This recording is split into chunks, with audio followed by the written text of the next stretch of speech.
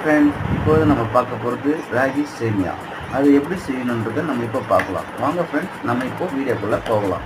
First கொஞ்சமாக தண்ணி எடுத்துக்கோங்க. அதில் கொஞ்சம் சால்ட்டு போட்டுட்டு ராகி சேமியாவை ஒரு 10 மினிட்ஸ் நம்ம நல்லா தண்ணியில் ஊற வைக்கணும். ஊற வச்சு 10 மினிட்ஸ் ஊற வச்சுட்டு இப்போ நாம 10 மினிட்ஸ் ஊற வைக்கணும். ஊற வச்சுட்டு அப்புறம் நம்ம எடுத்து அது நல்லா வேக வைக்கணும். வேக வச்சுட்டு நல்லா வெந்துடுச்சுன்னா தேங்காய், ஏலக்காய், சர்க்கரை நல்லா மிக்சியில் போட்டு அரைச்சிக்கணும். ஃப்ரெண்ட்ஸ், ராகி சேமியா வெந்துடுச்சான்னு நம்ம இப்போ பார்க்க போகிறோம்.